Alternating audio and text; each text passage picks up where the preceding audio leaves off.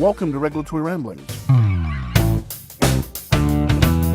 Our podcast today is brought to you by the University of Hong Kong's RegTech Lab, the HKU SCF FinTech Academy, the Asia Global Institute, and the HKU edX Professional Certificate in FinTech, with support from the university's Faculty of Law.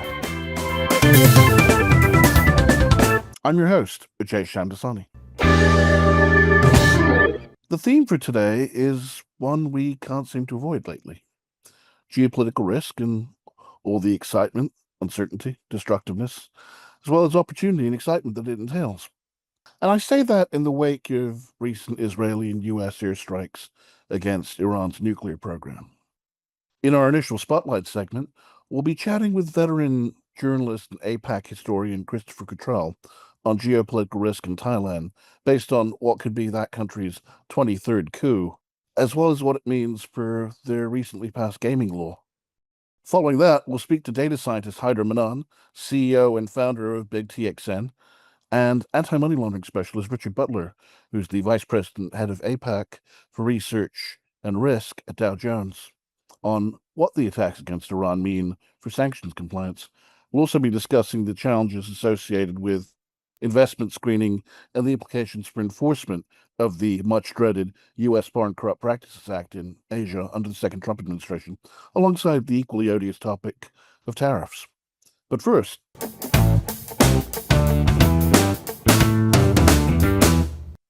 in a recent article authored by today's guest in the Christian Science Monitor, Chris Cottrell notes that Thailand could be on the verge of its 23rd coup, following a July 1st suspension by the country's constitutional court of Prime Minister Paetongtarn Shinawatra over ethics violations, as a week-long border spat with Cambodia roils fears of a coup d'etat.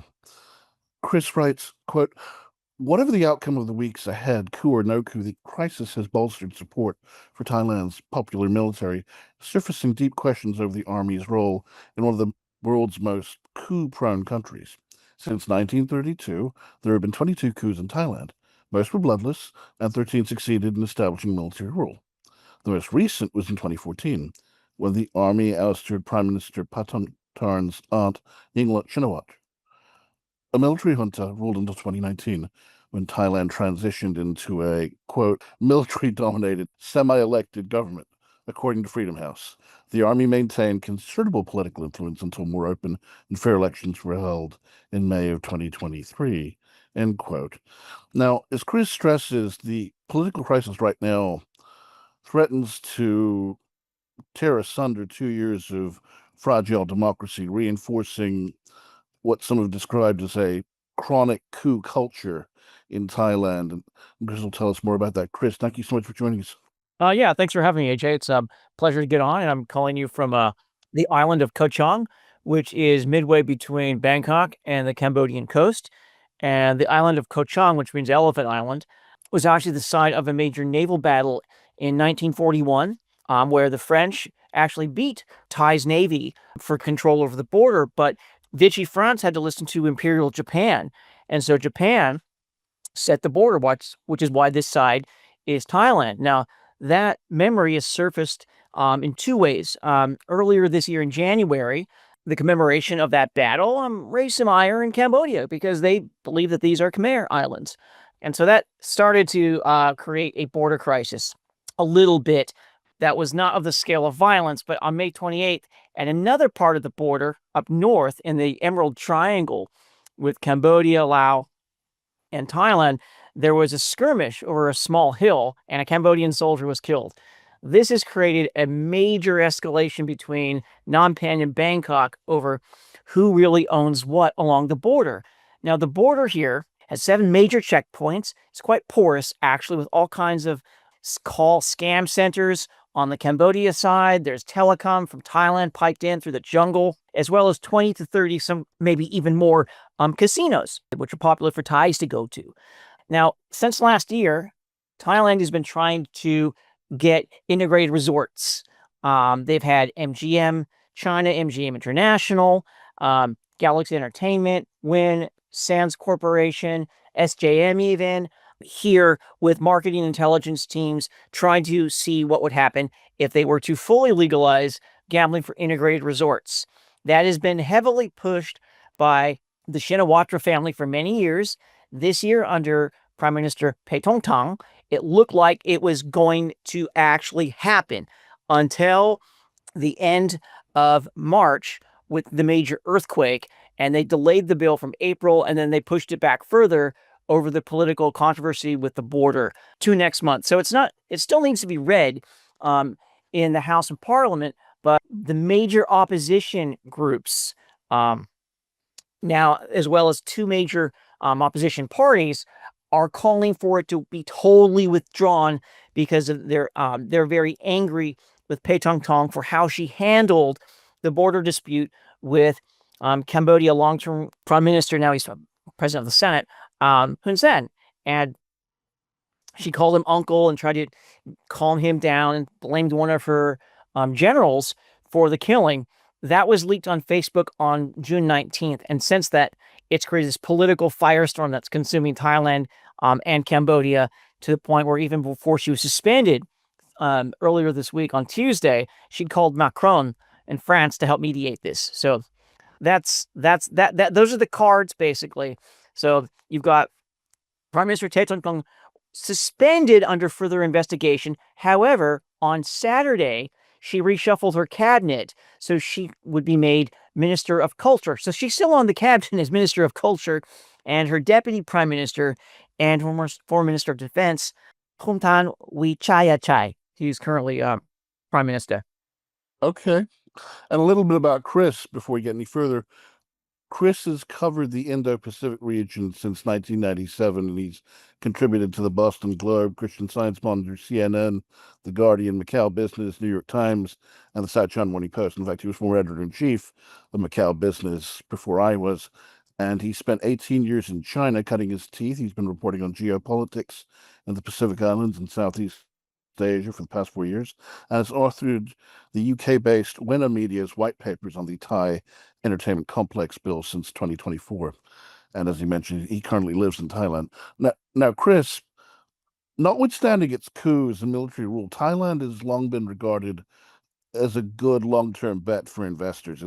It's opened up in many ways, particularly in ways that the West would regard as progressive, such as permitting the sale of cannabis products and paraphernalia, permitting same-sex unions, and liberalizing the gaming sector, which makes many happy punters in mainland China happy. Yet all is not well. I mean, and I know risk is a relative term, and we have a sense of some Asian jurisdictions are more risky than others, but how risky is Thailand for investors and visitors right now? How would you describe its risk profile? Is it a good bet for the future? I mean, Thai hospitality is famous. Thailand overall is very, very safe for international visitors, unless those international visitors decide to put themselves in situations late at night in dodgy bars. That's really where things can go sideways. Overall, country's safe. The policing is very solid. You will find really good deals right now. It's the low tourism season, so you can get fantastic hotels, go swimming, eat good food, get great massage, and look at investment properties. In fact, you're seeing a lot more people looking to retire to Thailand, and they just streamline also the online platform to get a work permit here. And so there's definite progress. The question is, who gets to run all of this profit? And that's where you have the political crisis come in. So if you wanted to build a hotel here, it's great. You've got a labor force that's well-trained and a very strong supply chain of visitors. Now, you'll hear, well, there's a dip of 3% of mainland visitors. Yeah, that's not surprising this year, given the tariffs, given the global economy and other risks. Yeah, there's going to be a little bit of shrinkage, but not enough where they can say, well, casinos will fix everything, right? That's a big argument that's been surfacing recently. Tanks are not in the streets. Even the major protest that I covered at Victory Monument, that was festive. Old people were, sitting on mats. They were eating chicken satay and cooking things and singing. And it wasn't the sort of protest that I saw and witnessed a few years ago with young people throwing smoke bombs in fireworks, at riot police and full armed military charging down the block, right? That is not what we're seeing here. We're seeing a more jubilant spirit of protest and spirited democracy, Thai style. Paetongtarn didn't throw a tamper when she was suspended. She said, I accept it. We'll know later what the courts do. I'm just catching up on the trial of her father. But again, even that level of political unrest, it's peaceful here. So I'm not worried about it. However, tensions are real on the border. The border with Cambodia, you cannot cross into Cambodia unless you are a Cambodian right now. I saw Cambodians being let in a few days ago. They wouldn't let me in as a tourist. So certainly the disruption of border trade, and when you factor in the kind of money that might be being pushed into the Cambodia border casinos, this could be a lot of money lost. So that could be a bit more of a problem if you're trying to go overland from Angkor Wat to Bangkok or vice versa. You're going to have to fly. So in the meantime, Thailand is very good for investment, I would say. I feel very confident with that. You do need a good lawyer, though. That's for sure. Thai law is tricky. The politics change all of the time. And that's one of the frustrations, I think, of doing business jurisdiction for some. That is the biggest grievance. People have almost compared it to a place like Dubai, where week to week, who knows what the rules and regs are, because it comes down to the whims of the sheikh. But I mean, I don't think Thailand's king is like that. But No, he doesn't. I mean, but people, he's not involved in any of it. But I mean, people do complain. The rules and regs change so quickly in Thailand. I don't know if I'm on sound footing. That does stand true. However, there are other ways to read them and react. Again, having a good lawyer does help. I've navigated this and I've seen the kind of ups and downs. You mentioned earlier, Thailand's a bit more liberal with things like the cannabis culture. Well, that was an experiment. And now they are cracking down on that, saying, no, this is only going to be for medicinal purposes, right? So you might have some upset, weed dealers, whatever. But overall, when you're looking at hotels as well as regulations for how big you can build something, that's pretty clear cut. And that doesn't change too often. The oil and natural gas sector is shrinking a little bit. So that also might put pressure on the economy. And you might see from that other sort of blips and blurps as they try to restructure what might work best for their economy. And that's normal, actually. Okay. Yeah, certainly I know people who they tear their hair out. I said, why are you tearing your hair out? You know how it works here. Yeah.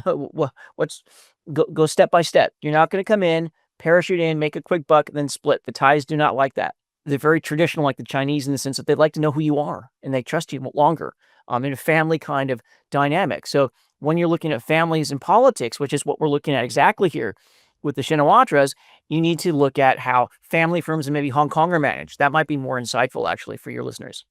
My sense is that Thailand's the only place in Asia where the Chinese are fully assimilated. And they figured out long ago, if you want to be wealthy and not have to work too hard, intermarry with the upper echelon families, do politics, and that way you can be wealthy and not have to toil as much as a merchant or a trader.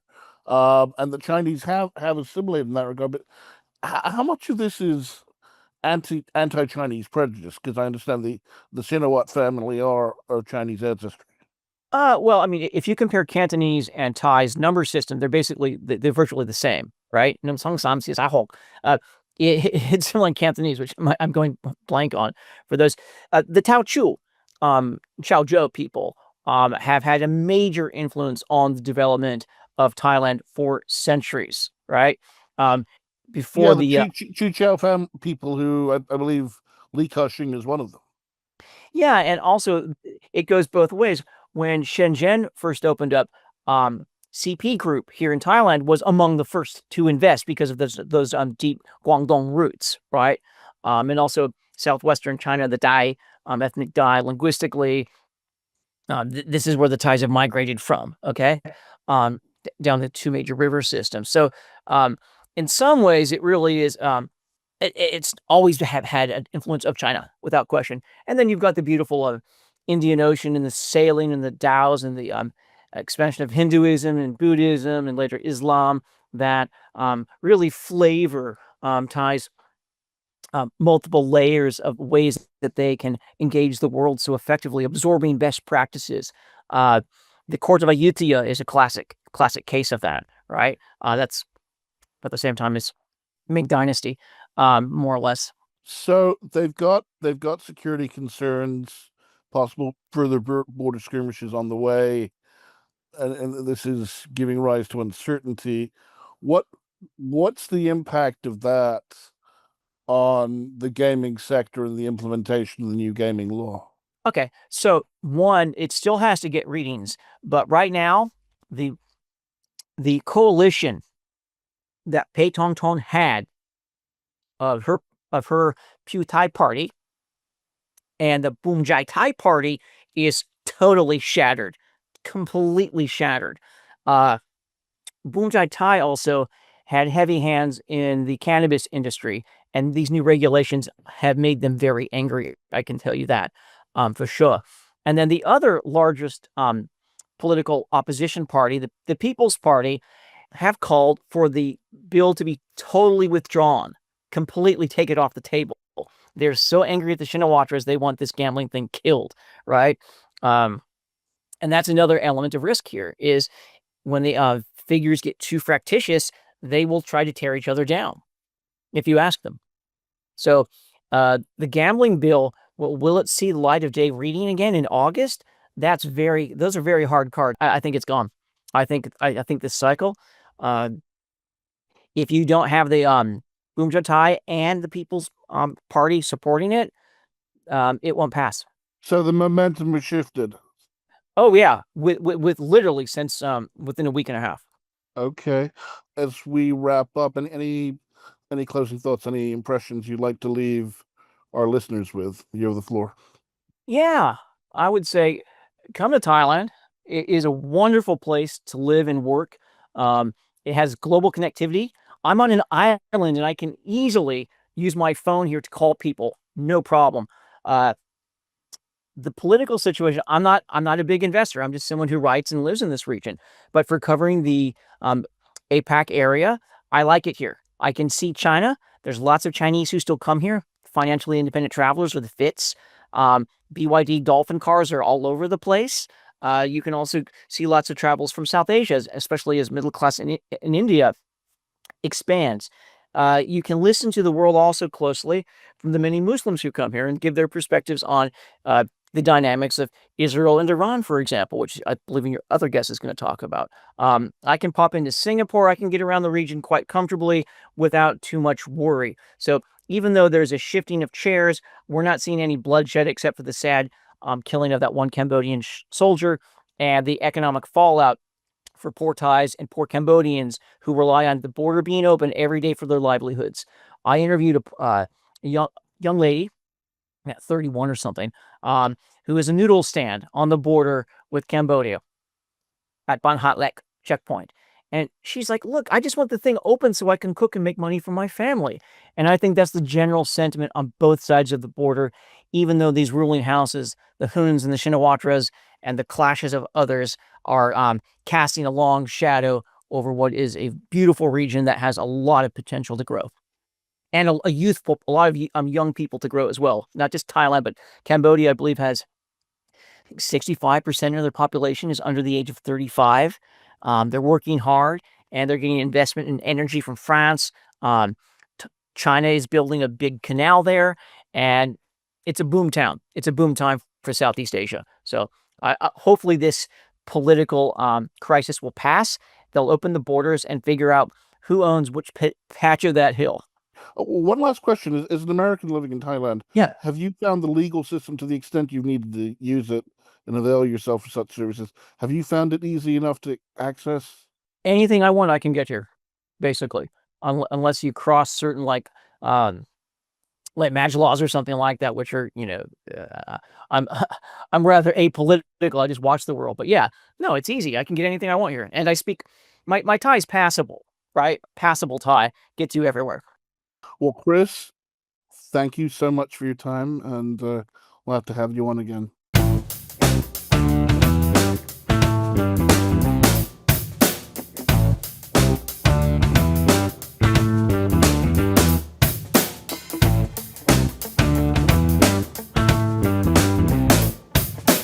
And we're back.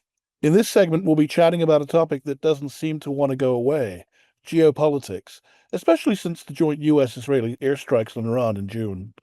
What does it mean for the world of sanctions? We'll be discussing the challenges associated with investment screening, as well as the implications for Foreign Corrupt Practice Act enforcement in Asia under the second Trump administration, alongside tariffs. It's also worth noting that on June 9th, the U.S. Justice Department released new FCPA guidelines saying it would enforce the FCPA firmly but fairly. The announcement was made at a legal conference by Matthew Galliotti, head of the Justice Department's criminal division, and he emphasized that the new enforcement guidelines were now in place, and, quote, the criminal division will enforce the FCPA firmly but fairly with an eye towards the future, end quote. Joining us to discuss these matters are Haider Mannan and Richard Butler. Haider is the CEO and founder of risk intelligence data provider, Big TXN. He is a data scientist and subject matter expert in investment screening, specializing in ESG controversies, global sanctions, and investment restrictions. He sits on the UK board of the Association of Certified Sanctions Specialists. Richard Butler is the Vice President and APAC Head of Risk and Research for Dow Jones Corp. In this role, he's responsible for helping businesses with risk compliance strategies, offsetting various forms of regulatory and commercial risk, such as the provision of high-quality and accurate comprehensive data for identifying, evaluating, and monitoring various types of risk. Before Dow Jones, Richard was the Associate Vice President for Treasury Services for Australia and New Zealand at JP Morgan Chase. There, he had the responsibility for ensuring that all of the bank's financial institution and non-bank financial institution clients in Australia and New Zealand adhered to the bank's best-in-class KYC, compliance, due diligence, and countering terrorist financing standards. He started his career at ABN AMRO Bank, where he was the client awareness and anti-money laundering officer, as well as the sales manager for ABN AMRO Treasury Solutions Group in Dublin, Ireland.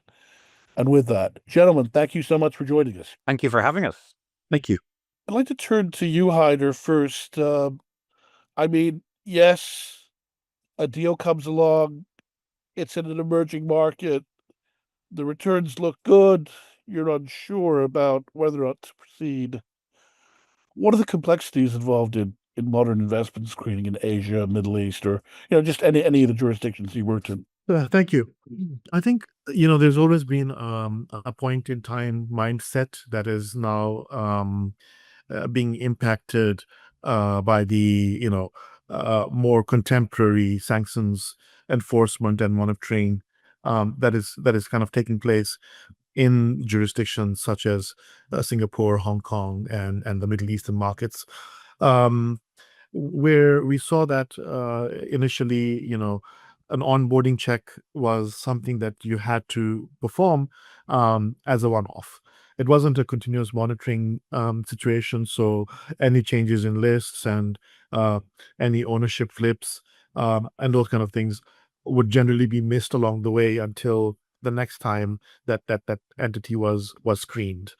I think over time we've also discovered that there was poor visibility of the end use situation in terms of who the actual end user is, where are they domiciled, are they actually entitled to use the service, are there export controls or restrictions that may apply to them. None of that visibility was there, and so in the practice of trade today, whether you're supplying legal services or other types of professional services, be they accounting, tax, or goods such as electronics or semiconductor-based goods, you now have to have a lot more visibility of the entire chain from start to finish, and that means a lot more data. It means being able to use that data efficiently in reporting internally, as well as being able to prove the chain to an auditor or a supervisory authority if they had to knock on the door. So I think in all of this, the big takeaway that I think is going to be of real interest is of data and systems in order to be able to keep on top of the chain of transaction, the chain of order, or the chain of say maritime shipping. All of these chains, as transactional as they may be, have to be monitored from end to end. I think foremost in people's thoughts are the recent attacks over Iran, and naturally Iran responded in kind to Israel, attacking cities like Tel Aviv and Haifa.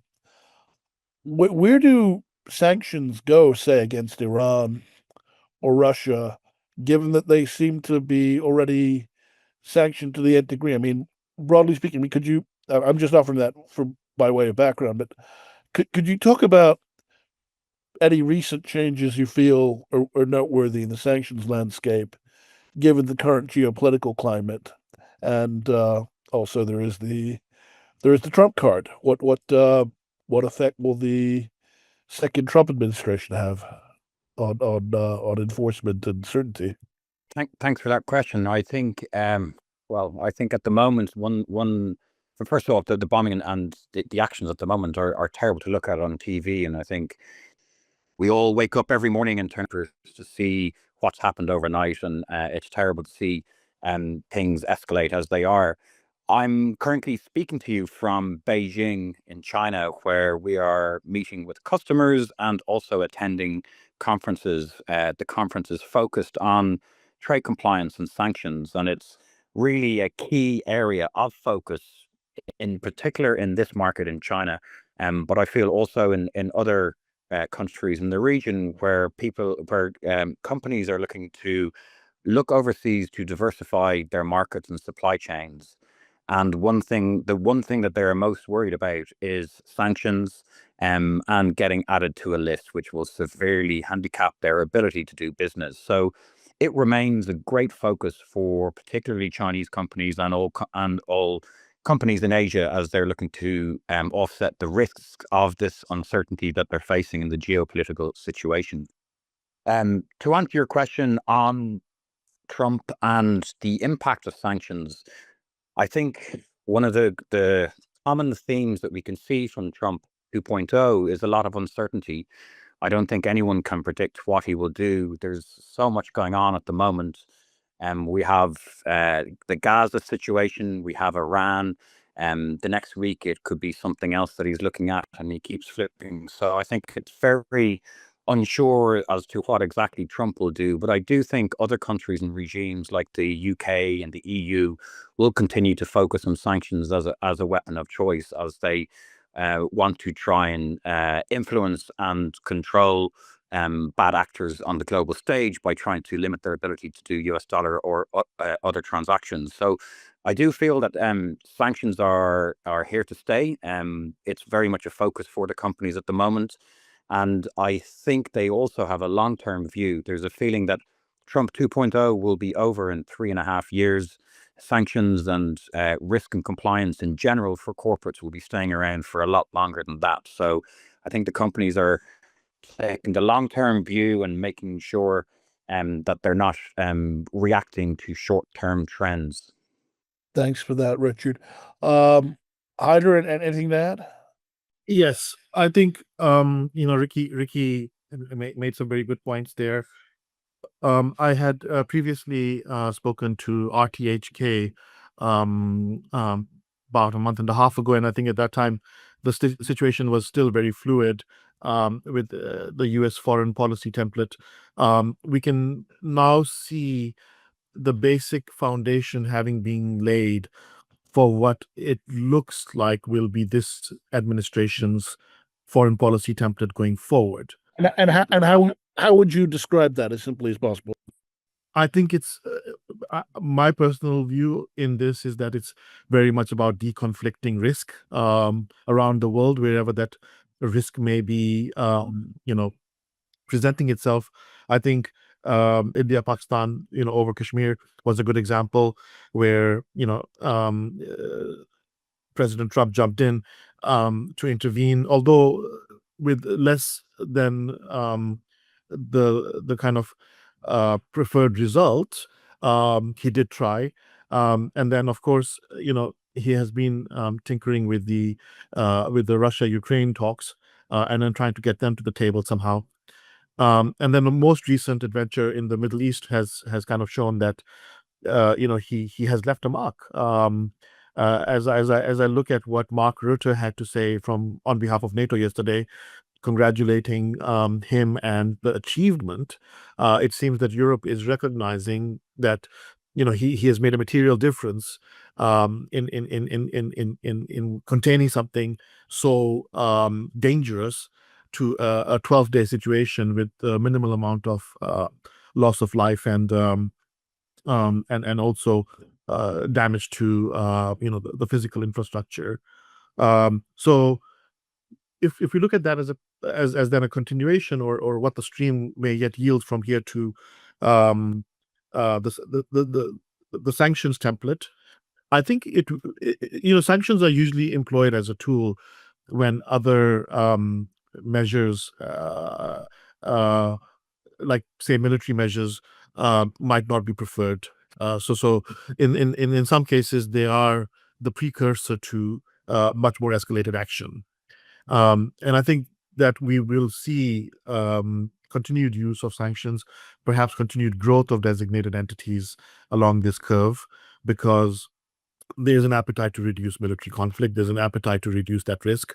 So naturally, you fall back on the mechanism that you most use, and then or the tool that you most use, which is sanctions. So with the Iranian oil situation, and of course the kind of balancing risk here is that China is a large consumer of Iranian sanctioned oil, and I think that that's a situation that continues to perplex the Americans, and how to kind of restrict the sale of that Iranian oil to the Chinese.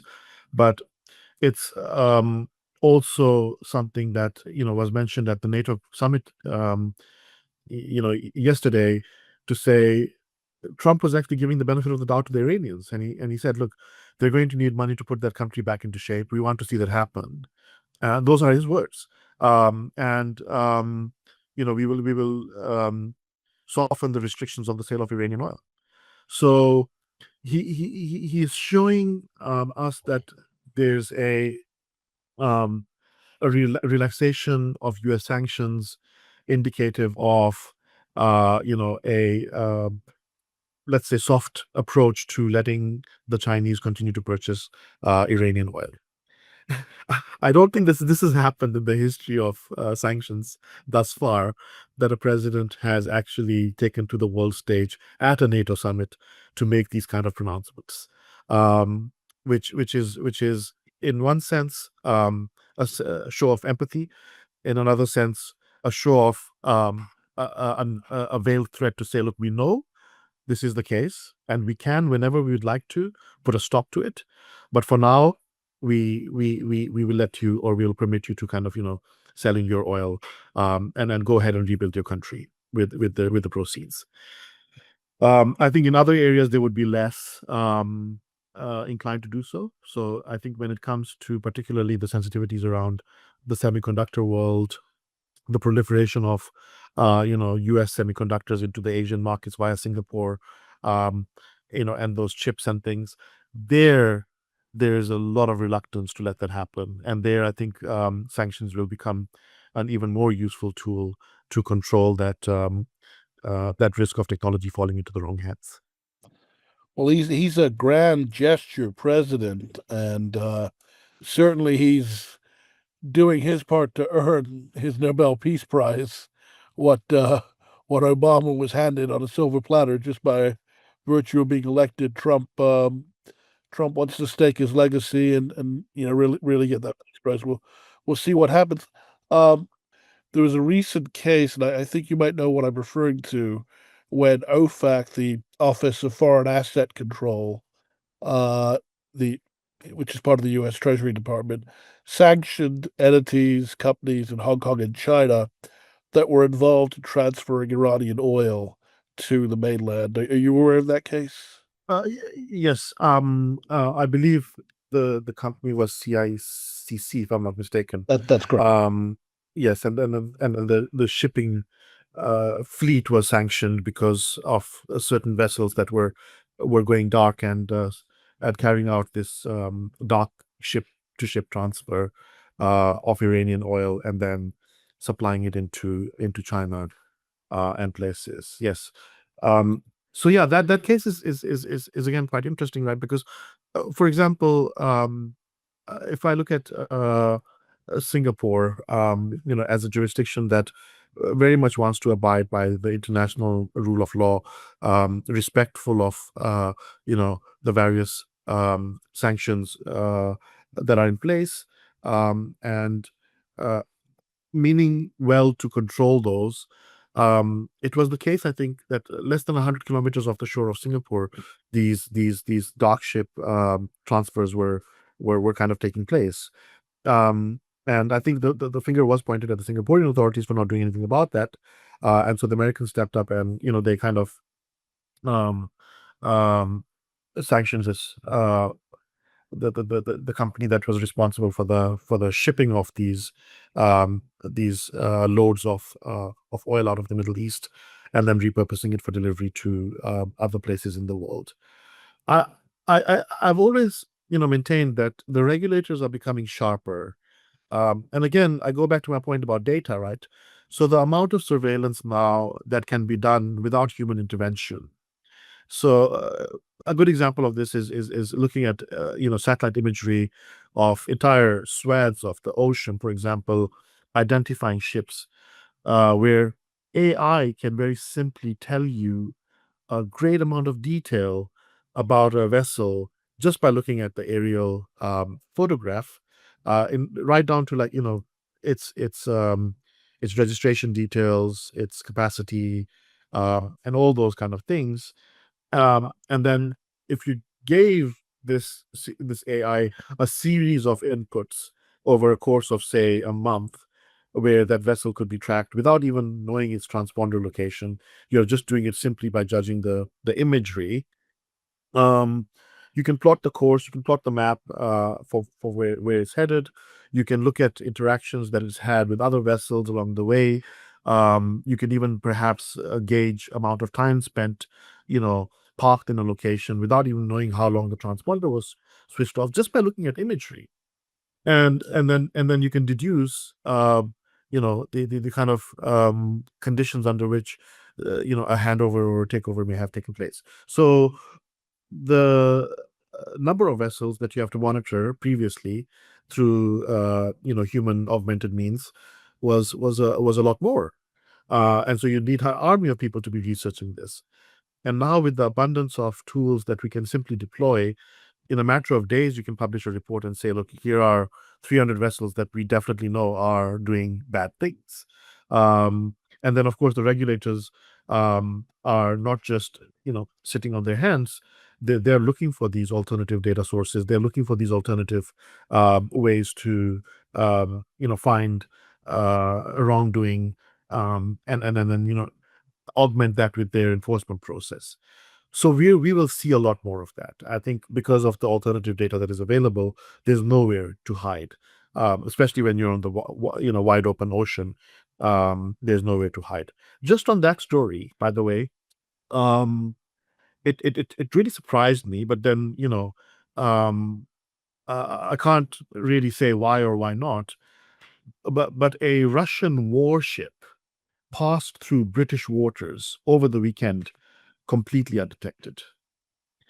And why I'm sharing this story with you in the context of what I've been explaining is that there are also ways to disguise yourself. There are ways to be able to, position yourself where you may not be considered a threat or a danger, especially in places where you're not meant to be, or where you're not meant to have access. I'd like to hear your thoughts on this. Haider, you're a data scientist. Ricky, you're an AML guy, and I mean you're both knowledgeable about sanctions. But Haider, I'd like to start with you and then come to Ricky. My from having spoken to people in your industry broadly defined, my sense is that the view is that their attitude is that being a data scientist matters more than that's necessarily substantive knowledge uh, of financial crime investigations or sanctions investigations or the black letter law involved. That you can essentially have your teams led by data scientists, and because at the end of the day, it's about discerning patterns through large droves of data and pulling out the exceptions. Um, what are your thoughts on that? That is as the day come where da you can basically call compliance a subset of, data science, or is there something to be said for the investigative skills that sanctions and financial crime professionals possess? I think it's very much over the last decade become a game about data primarily, and of course, call it a data scientist, call it a data engineer, in the various guises. And to be fair, the people that are making the data science over AML expert argument I've tended to have been techies, so I'll just make that clear. Okay. I have no wish to go to war against Ricky here on this topic, but look, I very much enjoy and I'm passionate about what I do. What I've seen happening is that data has shown us a lot of promise in terms of what we can discover and what we can, use in order to be able to monitor or surveil processes that are either, you know, um, buying and selling processes through normal trade, or trading processes within banks, where you're trading, buying and selling equities or debt products, or whether it By the is. way, sorry to interrupt, but my sense also is that there have been disappointments and failures when it's come to using AI and sanction screening as well. So we, the record is not perfect. No, it isn't. But as I'm saying, whichever process you look at, there's an enormous amount of data, generated alongside that. The means and mechanisms by which to interrogate that data later on, because at the time the trade is being done or the deal is being signed, or all of these things are being put together, as I said, it's usually a point in time type solution that you employ once, and then it gets filed. Now, for the continuous monitoring part of it, it took a lot more of computational resources, human resources, and the rest of it to be able to work through large masses of data, be it post-trade trades or filed agreements between a buyer and a seller of, say, a building or a resort complex or a hotel, shopping mall. Then imagine all the different types of languages used, the different types of legal constructs, the jurisdictions upon which these agreements are based. It would take a lot of human effort if you, and then that was if you suspected there to be a risk within a certain silo, and a very small silo at that, is when you could open an investigation, get the necessary blessing to do that, or the authority to do that, and then work in tandem with the investigators or the authorities to be able to uncover any wrongdoing. And then these investigations lasted for many, many years. The UK is a great example of an area, especially the NCA and the our kind of crime agencies here, who take decades to investigate wrongdoings, and then those cases cost the taxpayer millions upon millions every year, in a never-ending spiral. So we are cutting away from that. We are moving to an area where the opening and shutting of a case should be much more efficient, because you're using the machine to discover a lot more information about the the retrospective wrongdoing, but at the same time, then taking that and presenting that to the authorities, who are also now using contemporary tools, and then investigating these cases on a faster timeline to close them out. The backlog, I think, still exists, and I think it'll still take many years for that backlog to be cleared. But when it comes to data science, that is really the force that is bringing that investigation to a fore, and making it workable from an enforcer's perspective. Richard, your rebuttal. Yeah. Yeah, I can see what you're trying to do here. You're trying to picture myself and Haider as a AML guy and a data scientist guy to see who Hey, comes out from top. If it sells, right? I think back in the journey that compliance has taken over the year. I've been in this role for 18 years, and I've really seen the industry grow from screening a selected number of customers against a selected data list that we would provide, essentially a list of bad guys or potentially risky guys, and that was a structured file. When people started talking about adverse media, and they said, you need to check your customers to see if their name is mentioned in the media for negative reasons. At the very beginning, that was thought to be impossible. I heard the phrase, it's like trying to boil the ocean. You can't screen your millions of customers against all the news in real time. But it turns out that you can now, and people are doing it. And as Haider has said, there's more and more data coming around every single time. So I don't think like anything, I think teamwork and cooperation is the key. Data scientists enable the AML guys. They can point out the advancements that are made. They can point out the AI and how to improve processes and to improve the efficiency of your team. So I think they work very much hand in hand. The speed at which AI is advancing in Gen AI, I think, is allowing compliance officers to crunch a lot of the data and do a lot of the heavy lifting automatically. And it elevates the compliance officers to being able to add that layer of authentic intelligence, which, AI for Dow Jones is not just artificial intelligence, it's authentic intelligence where, you do need the human involved in that.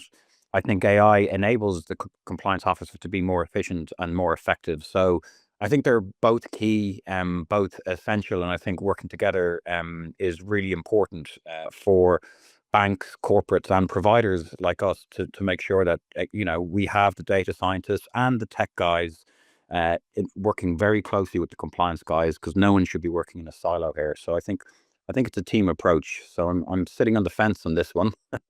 All things considered, it's probably going to end up being a lot like FATCA. It ends up being an interdisciplinary approach, and even financial crime teams have people of all backgrounds. So, and that brings us to the dread of the Foreign Corrupt Practices Act, and I'd like to get your thoughts on the implications for Asia, especially with Trump 2.0, tariffs, and the prospect for regulatory retaliation from the rest of the world. I mean, but let's deal with the FCPA first. At the start of the year, the Trump administration announced they were going to hold back on enforcement. Recently, they've announced they're going to be again firm but fair in enforcement. That caused concern amongst groups like, say, Transparency International and others that the U.S., which the longest time been the bulwark, the most resolute enforcer of such rules globally, was giving up the fight. What would that mean for the battle against bribery, fraud, and corruption globally? And for us, now that they've issued their new guidelines, what does it mean for Asia? In the region, people are keeping an eye on very closely changed. And Dow Jones, our company, still providing our data and services to customers who are still looking to offset the risks in relation to FCPA and other bribery laws around the world. I think this announcement and you came out that they're going to be firm but fair, I think it provides a little bit of clarity. So I think customers are happy that now the foreign policy direction of the US is being settled a little bit, and we can see where they're going and what they're doing. And it's very much linked to Make America Great Again and America First. I think Donald Trump does not want US companies to be the focus of these investigations. They want they want the focus of the investigations to companies that are competing against US companies. I wanted to mention in response to what you were saying about the U.S. is now, going in the direction of America first. Trump doesn't want American companies being hassled by these rules. They want to focus on companies competing with the U.S. There is then the concern that it's going to lead to selective enforcement against foreign companies. Could you address that, please? Yeah, sure. But it's interesting. I think, the first thing to note, I think, is that the bribery laws remain unchanged. So the UK Bribery Act remains the same and the FCPA remains the same. So it's just the enforcement that was put on hold. And I think only the U.S. has the extraterritorial means to enforce its will globally. well, yeah, exactly. But I think what we're seeing with the announcement that they are going to be firm but fair, I think this means that clarity is being provided. So people now understand a little bit of the direction of the US foreign policy, as Haider mentioned earlier. Um, our clients, in terms of the experience that we have talking to our clients, they're not driven by trends in regulation or enforcement. They're driven by the desire to operate globally and to do so without falling foul of various regulations, including FCPA. So I think it's the customers who are already doing FCPA compliance practices will probably continue to do so. I think any serious company who's operating internationally are probably doing that already. But the implications of this might be that there is a focus on companies that will be, or countries, foreign companies that are competing against the US. So maybe for companies in Asia in particular, which is my remit, I think it will probably increase the focus on FCPA over the next while. But our customers, as I said, they're not driven by trends, and they do look at these things in a long-term view. And what goes up must come down, and these things change. Trump will be gone in 3.5 years, and there'll be a different drive and a different focus. And there's always a retrospective look on these activities. So I think the companies that we're talking to, I think it probably won't change too much for them. Okay, last question, and it's more on the macroeconomics front, but it's tied to what we've been discussing today. What can we expect on the tariffs front? Iris, yeah. Oh, that's old news. That's last week. This week we've got new news. It's in. Given how whimsical Trump is, he could whip it up at any moment. So that's what people are concerned about. Yeah, absolutely. It still remains a concern. And you could see how quickly the tariff escalated between China and the US. And I'm not sure where we are in the 90-day reprieve. It will escalate like it did with China, but I think both countries quickly understood that is not the way to move forward. The impact is that a lot of countries in Asia are looking to diversify their supply chain. They are looking for new markets, and they're actively looking to do so. I think at a macro level, geopolitically, you can see other countries are looking to diversify their dependence from America with regard to military. Canada announced a security pact with Europe. So people are looking to generate new friendships and partnerships to offset these risks. The threat of tariffs hasn't gone. Ultimately, it could lead to some bad situations. It will lead to goods and services costing more.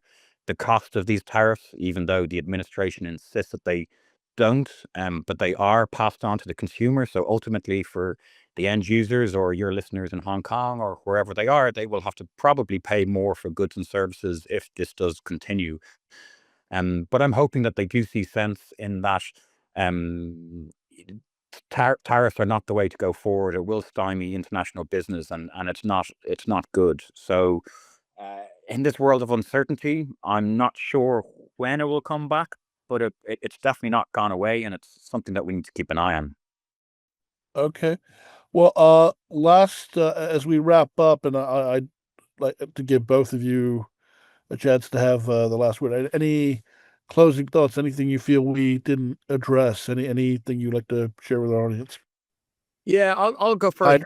Haider? Just Yeah. in terms of some feedback and what's our focus to large banks and corporates in China and in Asia at the moment.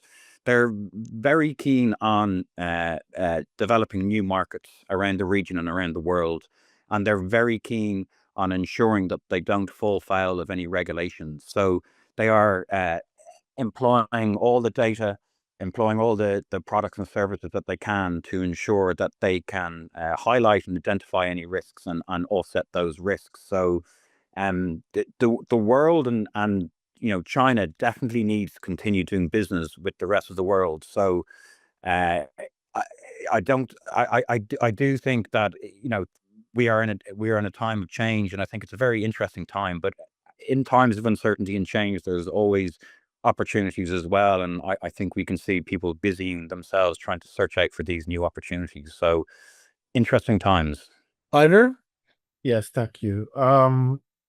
Since we started with the topic of investment screening, I just wanted to kind of finish on that too, to say, look, most failures in any screening process, any breaches are usually process, kind of failures and not policy choices. They happen in the seams between business units, IT systems, or transaction stages, areas where no single person sees the whole picture. So closing those seams and mending that kind of workflow means turning sanctions checks and investment screens from a one-time gateway, as I've been saying, to a more continuous data-driven control that travels with the order, the payment, the service for as long as they live. So those are my closing words to this podcast. That's well put. In fact, I do think that with the right data, continuous monitoring can be made very effective and more efficient than even periodic reviews. So yeah, that's we mustn't forget the emphasis on data. Gentlemen, thank you so much for joining us. Thank you very much. It's great to talk to you today. Thank you, Ajay. And to our listeners, thank you. Until next time.